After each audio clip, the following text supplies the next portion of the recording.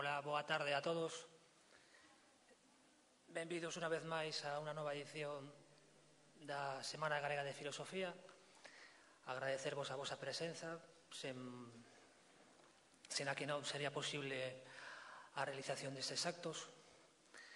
E hoxe pola tarde, como ben sabedes, temos connosco a Fermín Bouza Álvarez, que cursou diferentes estudos ao longo da súa vida, como de psicoloxía, filosofía, matemáticas, pero que exerce como catedrático de opinión pública na Facultade de Ciencias da Información da Universidade Complutense de Madrid, dende o ano 1992. Ten publicado moitas obras e moitos artigos, así entre as súas últimas obras podemos salientar Galiza no 2010, coas eleccións de 2009 ao fondo e as de 2011 no horizonte, e tamén Ciudadanos políticos e partidos, malas noticias para a ética política. Ademais, é un asiduo colaborador de diferentes medios de comunicación e xornais de Galicia. Así escribe moitas veces na edición galega do xornal El País e tamén na revista Tempos Novos, onde trata diferentes temas e abrangue diferentes cuestións relacionadas co ámbito electoral, así como coa realidade sociopolítica de Galicia, dos que se extraen datos esclarecedores, como que sai no seu último artigo do País, que fala dunha metade da poboación votante que é nacionalista e que nunca vota o principal partido político nacionalista do país. Nesta ocasión, Fermín vai nos falar sobre a idea de Europa na opinión pública e para iso vai facer, ademais, especial fincapé na percepción que se ten de Europa dende o país galego. Sen máis, xa lle dou paso ás súas palabras. Grazas.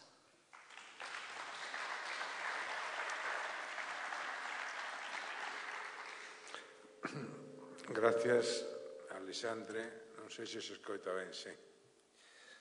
A vostedes por estar aquí, a Fundación Paideia, a Semana Galega de Filosofía, por me invitar. Sempre é moi agradable para min estar en Galicia, onde non estou normalmente. É unha boa excusa para vir, non? Vou a falar de algo que é moi propio, que é a opinión pública, pero eu non quero aburrir, non me gusta aburrir a xente, quero darlle forza para moitas cousas, non? Por tanto, opinión pública, a vou centrar en Galicia cando cheguemos a ese intre, porque hai un dato, dos moitos datos que se poden dar. En xeral, os datos son menos coñecidos que as teorías. As teorías teñen certa difusión. Os datos non teñen moito presente ni moito futuro, pero son as cousas en que se apoian ou que se deben apoiar as teorías, non? E hai un dato que pasou desapercibido sempre, non? E que quero recuperar aquí. Empezo por aí para recollelo ao final, non? Galicia é a comunidade autónoma máis europeísta, con moita diferencia, do conxunto das comunidades autónomas do Reino de España. A min chamoume moito a atención isto, porque eu tampouco o sabía, nunca me preocupara moito de comprobar estas cifras de Europa. En certo modo, formaría eu tamén parte do pelotón xeral de escépticos con respecto a Europa dende sempre, non? O pelotón dominante nas enquisas en España e fora de España, en Europa e fora de Europa, quero dicir, é o pelotón dominante. E supoño que por estar metido nese pelotón, eu non vin tampouco algún dato de interés relativo a Galicia, pero cando outro día desglosaba as cifras dunha enquisa importante do ano 2009, a última, non esa é do nacionalismo, unha enquisa do 2010, unha das últimas sobre Europa, atopei esta eventualidade estadística moi sorprendente, moi moi forte, porque a diferencia son moitos puntos de porcentaxe, e era unha cifra que requería unha explicación.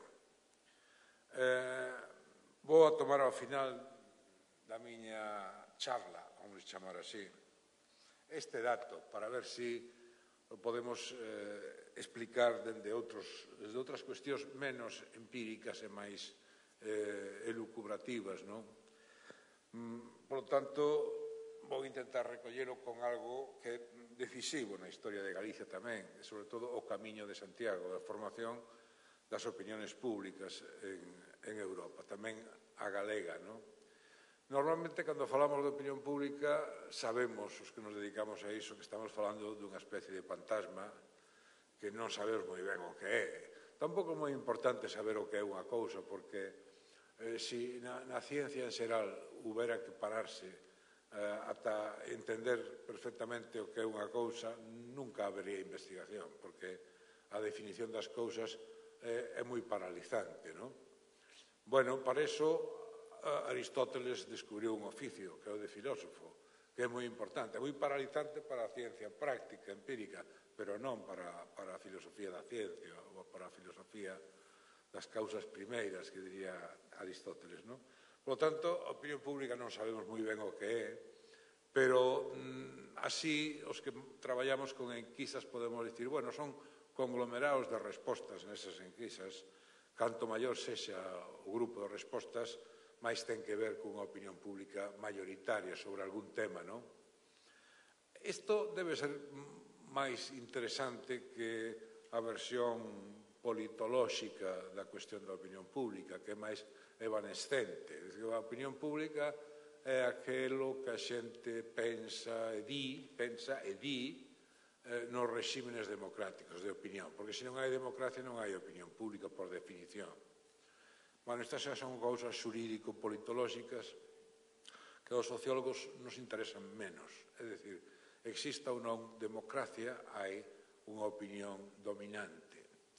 Esa opinión pode ser máis ou menos artificial. De feito, moitas destas opinións caense cando chega a democracia eran unha forma de ocultar, un xeito de ocultar o que si era unha opinión latente, non chegar a ser pública pola represión, por esas cousas, non? Ben, opinión pública, por lo tanto, materia complicada onde asase, pero eu a vou usar no sentido máis sinxelo, non? Que é enquisas, respostas de enquisas e conglomerados de resposta. Neste sentido, Galicia é con moito a comunidade máis europeísta das que conforman o chamado Reino de España, cunha diferencia moi importante. Probablemente esta diferencia está a falar dun fenómeno que aínda non exploramos, pero que ten que ver con historias pasadas e que no que hai unha clara diferenciación entre Galicia e o conxunto do Reino de España. En outras cousas non hai diferencias, en isto sí. A pregunta aquí queda fluctuando no aire, non? Por que somos máis europeístas? Neste momento de crise, decir que somos máis europeístas case non é decir nada, porque se facemos agora unha enquisa, probablemente non queda ningún europeísta, ni siquiera en Galicia, non? Pero claro, é un momento especial, tampouco as enquisas valen en calquera momento. Neste momento, quizáis, saíra unha cousa deste tipo, non? Pero nunha situación un pouco máis normal, estou falando do ano 10, que non era moi normal, pero bueno, era máis normal que isto, nese momento cando estes datos son estes que digo. Novembro de 2009. Novembro de 2009. Bueno, vamos a empezar un pouco facendo unha pequena puntualización. Cando falamos de opinión, o que a xente pensa e di, non basta con pensar, a opinión pública é a que se di, o que a xente pensa e di, é importante porque o que a xente pensa e di determina a marcha material das cousas, non? Porque senón non tería moito interés. Por que é importante? Porque se a xente cree en Europa, traballa a prol de, se non cree, non traballa a prol de. Son factores que podíamos definir como psicosociolóxicos, non? No sentido de que é importante contar coa opinión pública atrás de non? Por iso é importante. É importante, ademais, porque efectivamente, como din os politólogos, é propia da democracia, sobre todo, non? Sin entrar en máis matices. Cando comeza a historia da cultura europea, greco-europea, o que chamamos os nosos inicios, que tamén é moi debatible esta cuestión, pero, bueno, vou no dar por boa, os nosos inicios gregos, nese momento, a palabra doxa, o doxa, o docha, como lle din os gregos, nese momento, esa palabra que les usan para chamarlle opinión a unha cousa, é opinión, é doxa, diríamos nós agora, doxa, pois quere decir algo malo, non é bo. É dicir, doxa é propio da xente vulgar, o que logo o latín chamará o vulgo, non? O pobo llano no peor sentido da palabra, non? Bueno, temos entón unha palabra que nos vai a ser moi útil agora no século XXI, pero que empeza con moi mal pé a historia, non? Empeza competindo cunha palabra que é extraordinaria, que é a palabra verdade, que en Grecia ten dúas versións esencialmente. A palabra aletheia, que é a verdade religiosa, que ten que ver coa verdade con mayúscula que se escribiu despois, coa verdade paulina, coa verdade das crenzas trascendentes, con Parménides e todos aqueles filósofos pre-socráticos esencialmente, e ten que ver cunha idea trascendente do mundo, non? Unha idea órfica naquel momento, da religión órfica, aletheia. E hai unha verdade científica que é a que usa Platón, sobre todo, tamén Aristóteles, a episteme, o sistema, a estructura, a razón, a verdade científica. En realidad, Platón o usa como verdade científica das cousas, non? O discurso racional, non? Frente a episteme, frente a aletheia, doxa é algo lamentable, propio de persoas pouco cultivadas. Estamos en Grecia. A historia da humanidade, tomada culturalmente, cando menos a historia de Europa, é a historia do lento ascenso da doxa, da opinión, ao primeiro plano. En realidade, a doxa sube, as verdades, tanto a científica, por cuestións de complexidade do método, a medida que a ciencia medra, como a aletheia, a verdade religiosa, por cuestións gremiales, porque a religión desplázase do centro do eixo da vida social. Neste sentido, a doxa crece, as outras verdades decaen, non? Por tanto, a doxa medra porque é a opinión popular, e a opinión popular cada vez é máis importante. Ese é o camiño mellor que pode tomar a humanidade, e probablemente o máis importante no sentido que foi o máis potente, e segue a selo no mundo europeo, non? Doxa, por tanto, o que a xente pensa das cousas. Como a xente non ten formación, diríamos, como pensaban os gregos, o que a xente pense non ten moito interés. Isto é o que pensaban os gregos, non? Nós podemos asumir algunha cousa. Como todos nós non temos moita formación en moitas cousas, o que nós opinemos sobre según que cousas, pois ten un interés relativo. O que eu pense sobre, eu que sei, por 1000 cousas que non teño ni idea, pero penso, dou unha opinión frecuentemente sobre cousas que teño moi pouca idea, o que eu pense pode ser científicamente despreciable, pero sociolóxicamente é importantísimo, porque sumo a opinión pública, aínda cunha base empírica escasa, sumo a miña opinión. O sea que a importancia da opinión non é a transmisión da verdade, porque non é verdade a opinión necesariamente, pode selo, senón a transmisión iso de unha potencia popular, unha potencia social, non? De presión. Bueno, aí nos situamos xa na idea dunha palabra que é da que, pola que logo as enquisas, por exemplo, das que vamos falar, poden ter interés, porque as enquisas, fronte ao que aparece frecuentemente nos medios, etc., as enquisas teñen unha capacidade explicativa enorme. O que non son as enquisas son mecanismos de adivinación, non? Porque son mecanismos baseados na estadística e que funcionan en un momento dado dunha forma extraordinariamente precisa, pero non poden prever o que vai a ocurrir mañá, non son adivinos, non? As enquisas son descriptoras nada máis do que as boas enquisas do que está pasando, non? Por tanto, teñen unha gran potencia explicativa, é o que máis aclara o sentido do mundo visto desde a opinión das maiorías ou das minorías, eventualmente. Os latinos medievais traducen a través dun dito popular moi popular, digamos, ata hoxe, que di vox populi, vox dei. Este é un dito renacentista, xa, tardío, arredor do príncipe de Maquiavelo, cando a política comeza a ser como o príncipe de Maquiavelo, ou te apoias na xente ou estás perdido. Isto é algo que ata agora non sucedeu, ata a Edade Media tardía, ou como se queira chamar, non? A voz do povo é a voz de Deus, que de decir, sen povo non hai nada que facer políticamente, en ningún outro sentido, non? Maquiavelo ten moi claro o seu libro principal xira sobre esta proposta, non? Para o príncipe, que el chama, non? Para o gobernante en xeral, xa sea persoas, xa sea un partido político, por suposto, non? Non no caso de Maquiavelo, que non había partidos no sentido estricto, pero retomada modernamente, por exemplo, por Gramsci, a palabra príncipe, non? E temos, por tanto, a recuperación da doxa. No medio, unha longa historia na que a opinión pública europea se foi fraguando, se foi formando, fora do respeto público e social, o que a xente foi facendo coa súa percepción das cousas, non? Para logo valoralas, non?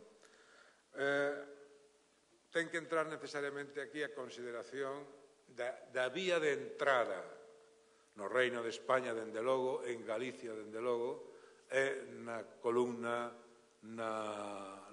vertebral de Europa, non? Na Shoah de Europa, non? O Camiño de Santiago, como elemento formador da opinión pública arredor da cuestión europea, non? Cando se descubre o sartego, do que haxa dentro, probablemente o apóstolo son de Santiago, probablemente. Entón, outro factor importante da formación da opinión pública ocorre no Imperio carolingio. É dicir, ocorre cando Carlomagno, cando Alemanha intenta e consegue en parte a gran utopía da formación dunha Europa baseada na idea cristiano-romana, non?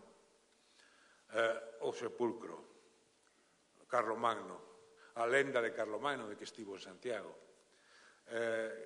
Non hai o menor dato sobre isto, pero é interesante crelo, non? Porque eu se fora Carlomagno, dada a trascendencia que tivo a aparición do sartego, iría a Santiago, non? Probablemente. El non foi, sen dúbida non hai o menor dato ao respecto. Pero a lenda está mesmo nas aldeas, aquí sondeando certos mitos locais na Galicia máis fonda, aparecen a lenda carolingia, as lendas carolingias, non? Bueno, o sea que o Camiño de Santiago estaba deixando unha impronta. Probablemente a primeira impronta foi Europa, é dicir, a idea de que había xente máis alá da merca. Eu digo máis alá da merca porque onde eu son, a familia da miña nai, onde eu máis me criei, que foi en Cortegada, na provincia de Ourense, hai dúas aldeas. Cortegada era, daquela, agora xa non, bastante grande, dentro do que era unha pequenísima vila, podería ter 500 habitantes. Pero ao lado de Cortegada, a Calonciño estaba Pexegueiro e a Merca, que aínda hoxe podedes atopalas indo de Ribadavia a Cortegada pola beira do Miño, non? Por unha das estradas. De Pexegueiro era o rapaz Miguel Ángel Blanco, que asesinaron no País Vasco, a familia de Miguel Ángel Blanco. Bueno, pois, un señor que contaba sempre a miña avoa aí en Cortegada, que lle dicía, un día foi a máis alá da Merca, non sei onde foi, a un sitio, e chegou pasmado de que existirá un mundo despois da Merca. Dicía a miña avó, a doña Isolina, eu que creín que o mundo acababa en Pexegueiro, outra aldea, están pegadas. Bueno, esta idea do Camiño de Santiago é unha idea cosmopolita, que en realidade o que vai facer é rachar coa idea aillazonista da Fisterra, non? Introducir en Galicia unha cuestión que en realidade non chega nunca plenamente ao resto do que logo vai a ser o Reino de España, que é a idea de que pertenecemos a unha unidade superior, que é a auténtica unidade, probablemente. É dicir, que Galicia forma parte de Europa e que europeos son os que chegan polo Camiño de Santiago. O 99% son xentes extrañas que veñen de mundos raros e que moitos se quedan tamén, se quedan no camiño tamén, nas aldeas, e moitos se quedan en Santiago, e moitos van creando esa base multicultural a que deu lugar o Camiño de Santiago. Por tanto, cando falamos da opinión pública sobre Europa, eu creo que é central non esquecer o Camiño de Santiago. Isto explicaría, probablemente, é unha hipótesis, por tanto, moi especulativa, a diferencia sustancial, como sociólogo diría brutal, por falar literariamente, entre o aprecio de Europa en Galicia e no resto do Estado español. Esa diferencia probablemente explicable pola presión cultural do propio Camiño. Este é moi interesante. Se isto se pudera confirmar, é moi interesante porque abre unha vía de investigación de moitas cousas.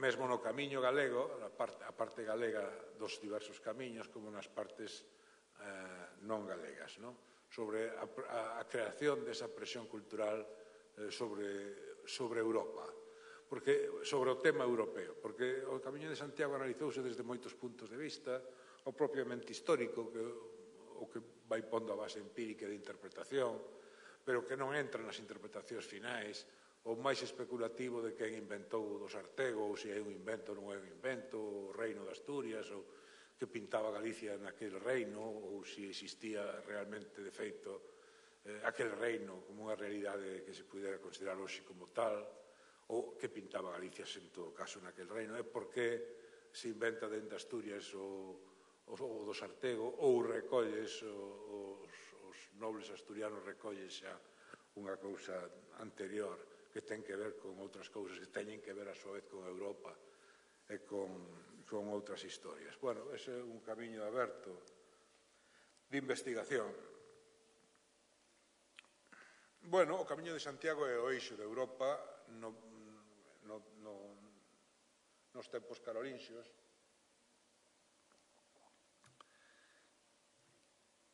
Eu facía algunhas bromas con isto nalgún artigo meu aí do País cando veu este home Benedicto, que teutón tamén.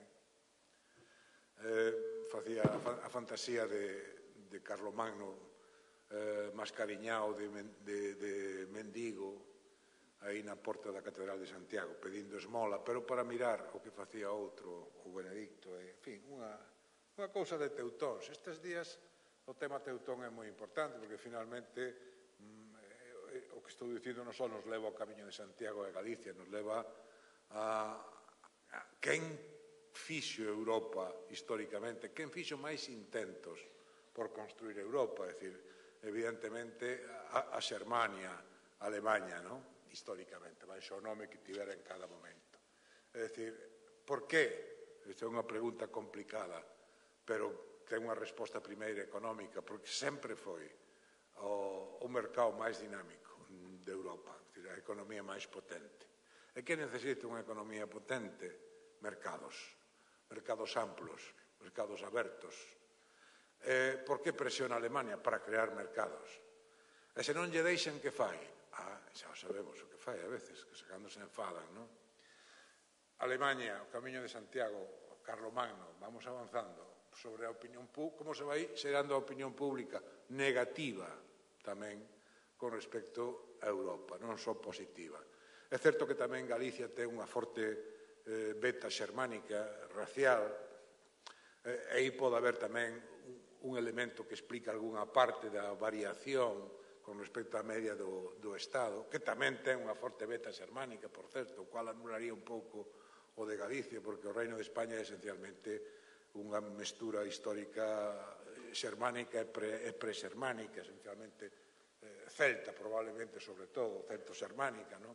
E probablemente por aí van certas simpatías, no caso históricas, que se perden na noite dos tempos, non?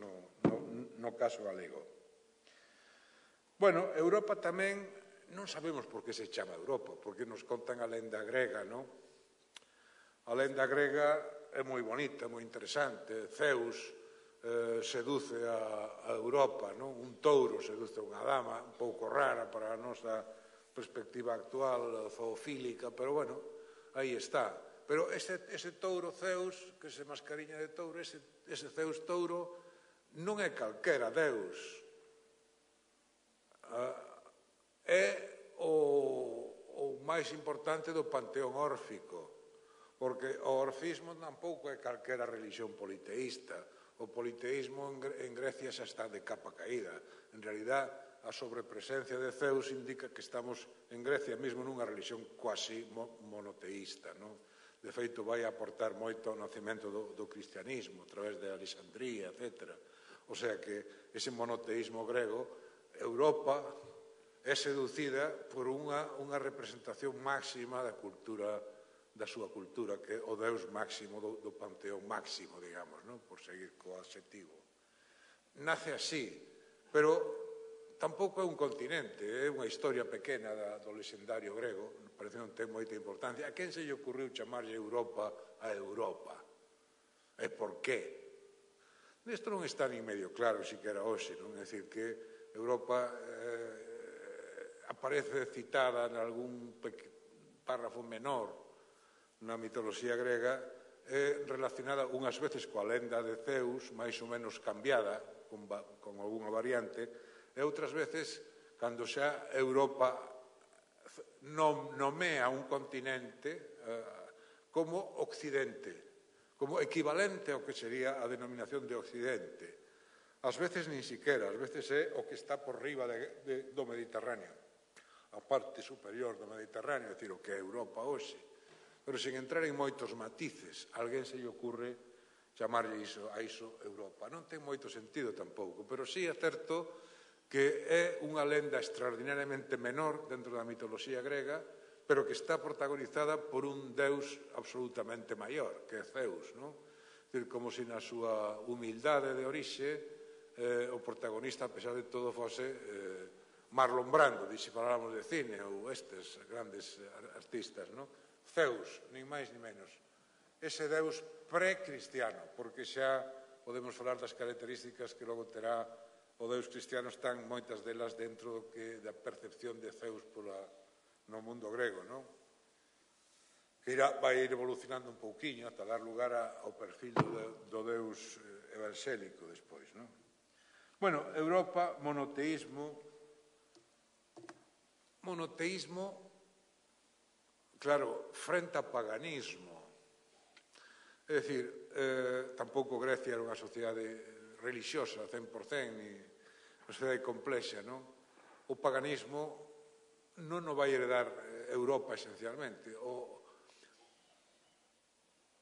A lembranza dunha Europa primixenia, dunha Europa pagana anterior, digamos, á seducción de Zeus coa doncella Europa, a vai guardar sempre a Alemanha. A Alemanha, na súa historia lexendaria, sempre vai guardar un recuncho cultural precristiano do que nunca vai prescindir.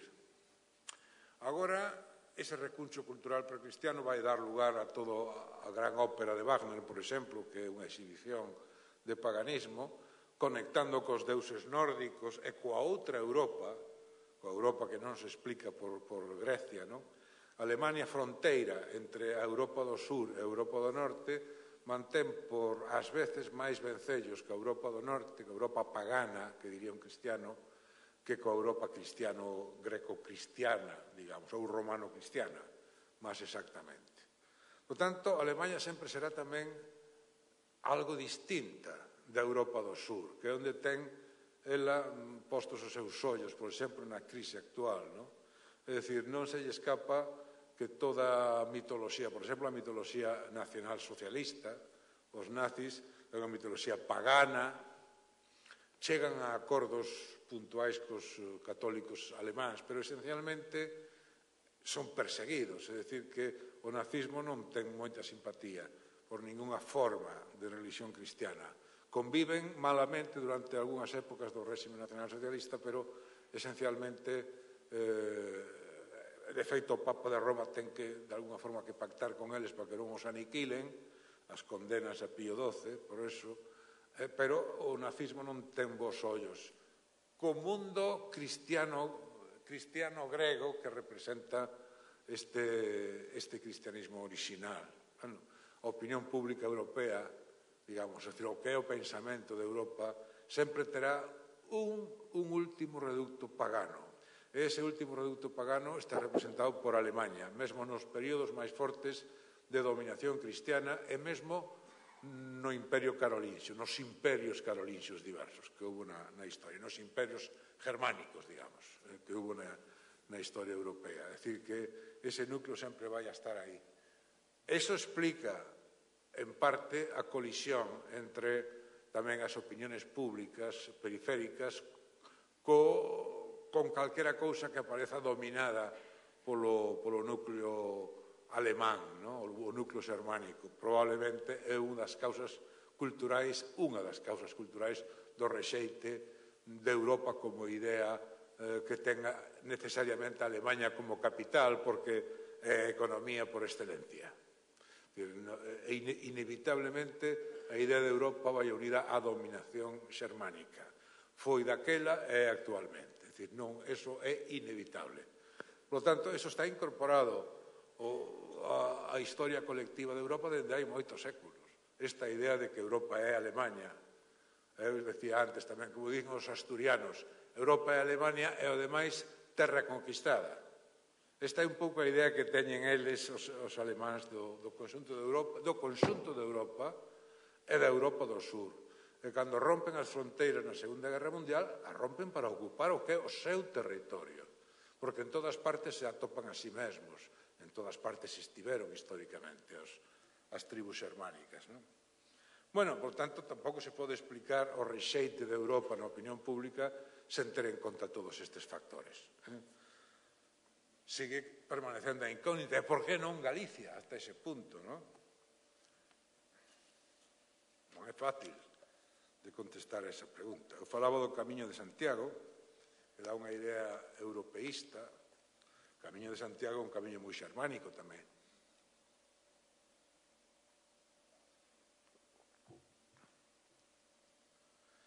Se Europa é Occidente, no uso que fan os gregos da palabra Europa referida a un continente e que se vai a facer posteriormente en outros lugares, se Europa é o Occidente, en realidade ese é un dos usos máis frecuentes,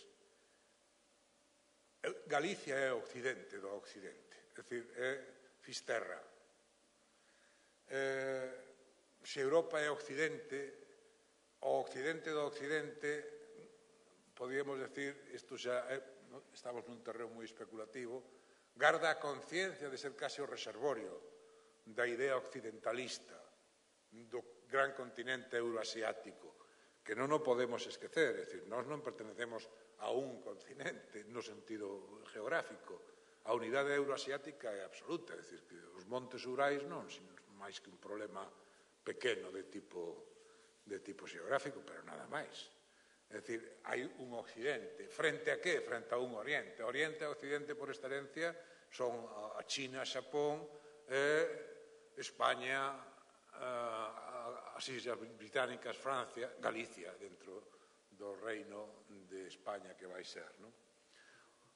Por lo tanto, de alguna forma ten unha posición privilexiada Galicia, como un punto natural onde o Occidente se construe xeográficamente. O lugar onde o sol morre, esencialmente, o lugar da morte do sol, que é unha metáfora usada continuamente na simboloxía xermánica tamén, os símbolos solares de todo tipo. O Sol está fortemente unido no sentido mortuorio a Galicia, como está fortemente unido aos símbolos do nacionalsocialismo, da cruz gamada, como a cruz gamada do Miño, como as cruces gamadas das diversas etnias primitivas que usaban como símbolos de solares para favorecer a acción solar, do xiro do Sol, como símbolo solar. Bueno, somos un país solar, tanto Galicia, esencialmente marcado por o Sol, como está Xapón, que ten o Sol na bandeira.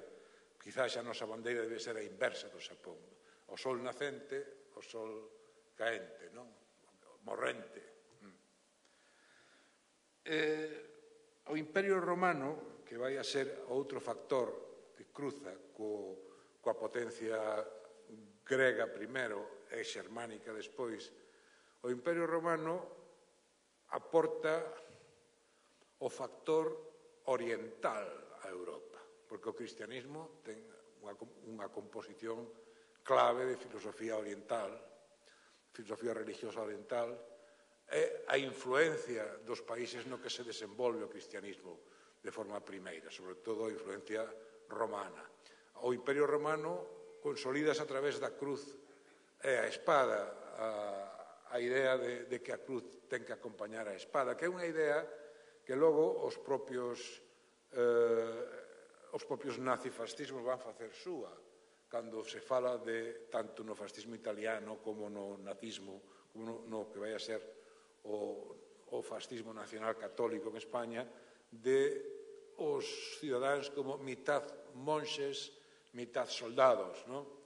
A cruz e a espada, esta idea da cruz e a espada, a idea de conquista do Imperio Romano, é unha idea que trata de extender o vector oriental e sureño na Europa central e nórdica tamén, unha vez ocupados os flancos romanos. É dicir, é casi un intento de orientalizar Europa a través do cristianismo, de despaganizar Europa.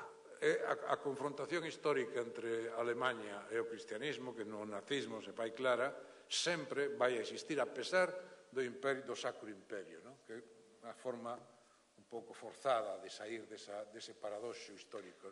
Bueno, pois aí estáse creando tamén unha contraposición entre a Alemanha avanzada, moderna xa, ou a religión cristiana como un factor modulador da ciencia. Recordemos a maniobra paulina sobre a ciencia de San Pablo, cando di que toda a filosofía está no Evangelio. É dicir, non é necesario facer ciencia ninguna. Todo saber está no Evangelio.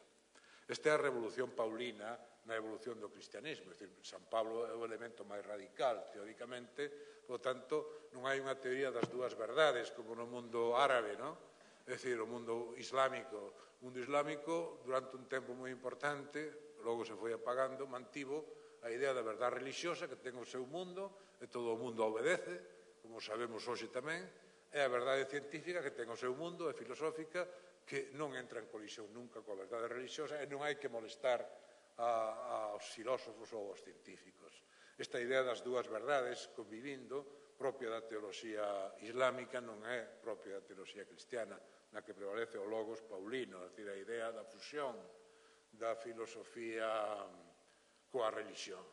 Bueno, Alemanha non. Alemanha vai manter sempre a idea de autonomía fronte á presión imperial romana, e vai a saquear Roma, as tribus xermánicas, é dicir, vai a contraatacar tamén, nunca se dá por conquistada.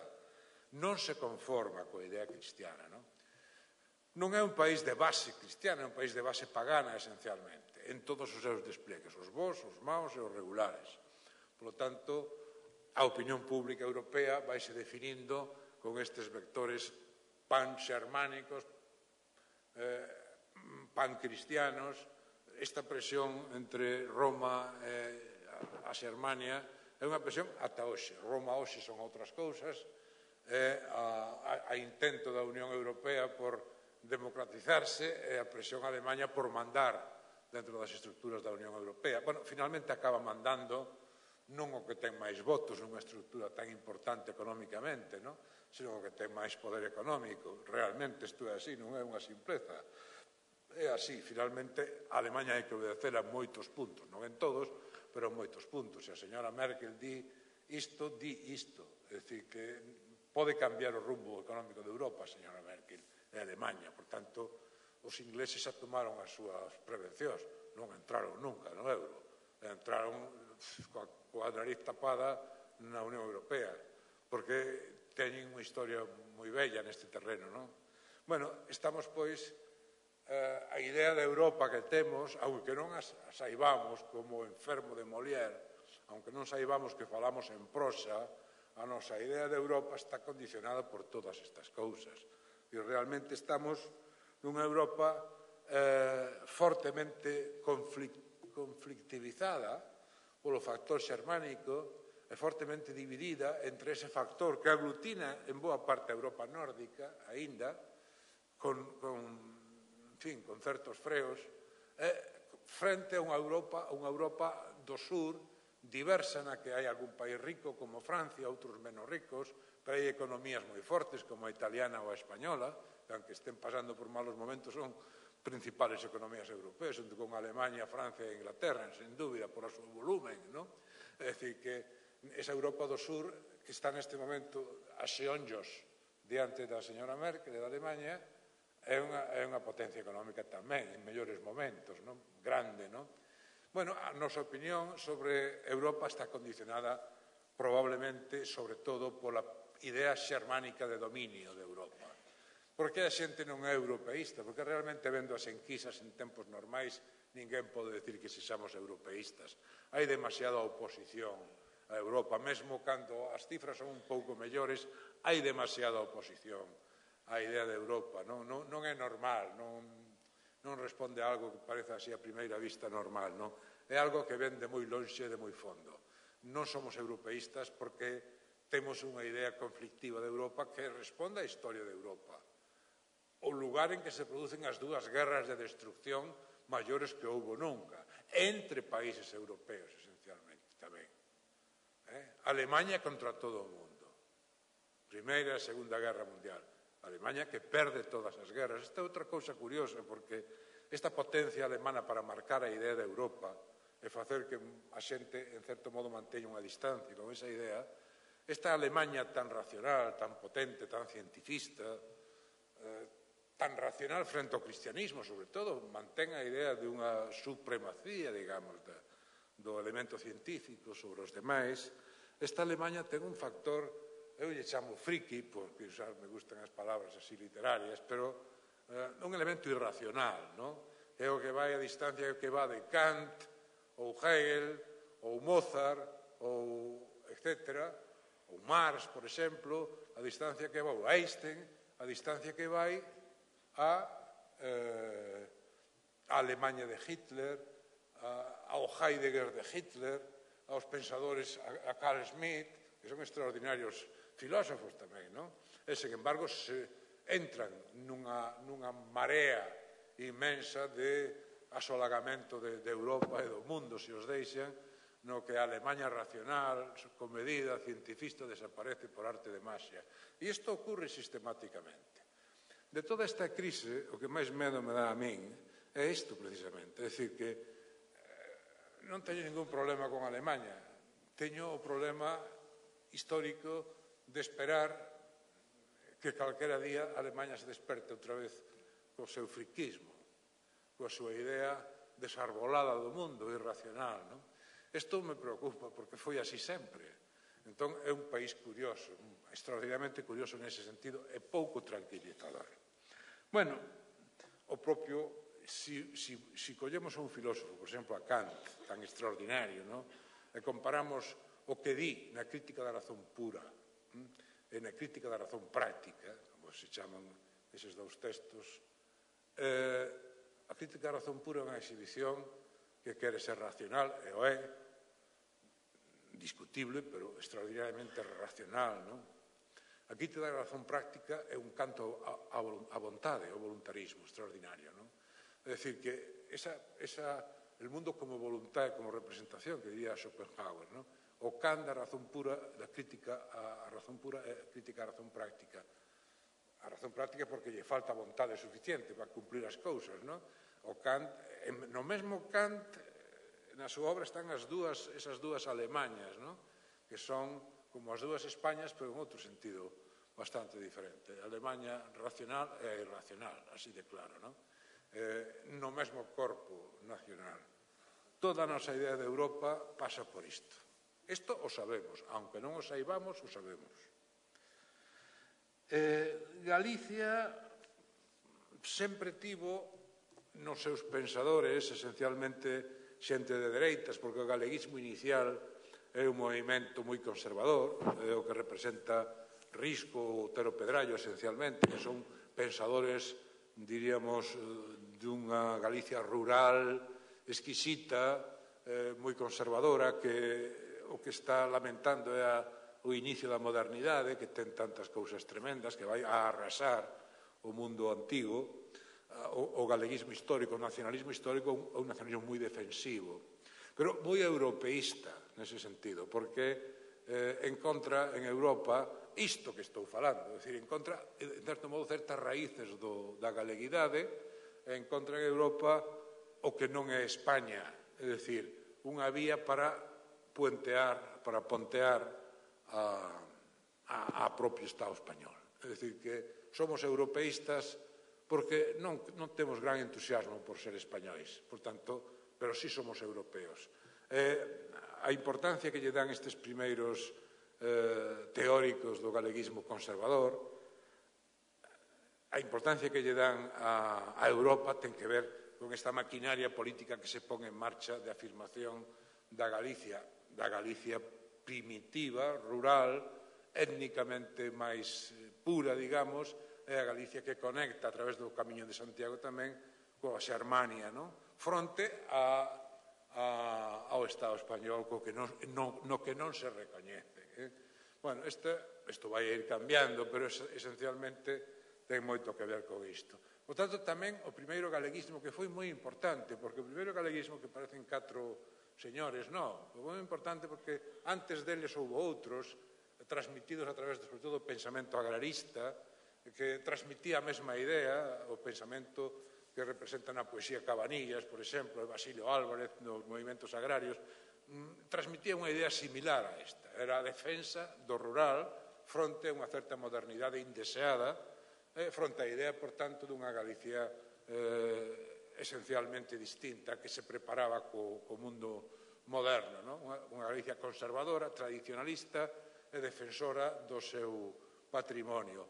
Moi parecido ao que logo vai a ser o que se lle vai a imputar ao nacionalismo vasco. Neste sentido, os esquemas cognitivos dos dous nacionalismos iniciais son moi similares. Unha defensa fronte a unha modernidade non deseada, non desexada. No caso catalán a cousa é un pouco distinta, porque xa hai unha burguesía moi entramada cando nace o nacionalismo sustancial, o pensamento probablemente nacionalista, e entón esa burguesía dai un toque especialmente moderno ao nacionalismo catalán, que quizás no País Vasco, con Sabino Arana en Galicia, con esta xente non está presente aínda, logo virá. Hai unha segunda xeración que está antes da guerra xa, que é unha xeración, podíamos decir, de modernos galeguistas. Bueno, este é o escenario de fondo de un problema complexo, que é contestar á pregunta de por que Galicia é a autonomía máis europeísta. Vou moi rapidamente a ler as enquisas para deixar despois un espacio de debate despois do conseguinte descanso.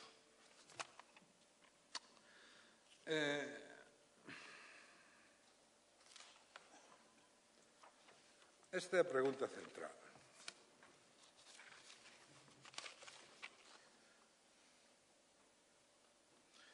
Si España no perteneciera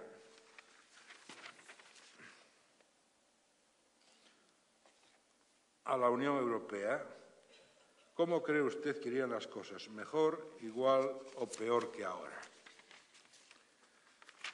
No caso do Reino de España, consideran que irían peor o 50,3%. No caso de Galicia, o 60,4%. Os outros datos sobran. Outras preguntas similares, con outros enunciados. ¿Podría decirme si a usted personalmente las noticias relacionadas con la Unión Europea le interesan mucho, bastante, poco o nada? Poco o nada en el conjunto del Reino son 56,1. En Galicia, 45,2. Estamos xa nos 11 puntos de diferencia, algo moi infrecuente nunha enquisa comparada. E algunhas outras coa que non lle fago perder o tempo porque son as mesmas cousas. É dicir, todas as preguntas relativas á relación entre o Reino de España e Europa en Galicia son máis agradecidas por riba do 10% máis e menos criticadas por 10% menos. O sea que seguimos sin contestar á pregunta. Que hipótesis especulativa podíamos dar? Eu daba ao principio a idea do Camiño de Santiago. Teño a intuición de que esa é a liña de investigación. É dicir, creo que é o Camiño de Santiago que marca as diferencias. Pero non contesta todo esta cuestión, porque é demasiado clara a diferencia entre Galicia e o Reino de España. Por tanto, debe haber máis cousas aínda, non? Pero, dende logo, o Camiño de Santiago debe explicar moitas cousas. O Camiño de Santiago dotou a Galicia dunha conciencia europea que non existe hasta ese punto no resto do Estado español. E como isto nunca chamou a atención, nin eu lin nada que chamara a atención sobre isto, aproveito esta conferencia, esta charla que vin dar para deixalo como unha novidade, unha certa novidade sobre a que paga a pena seguir debatindo. Moitas gracias por escoitarme.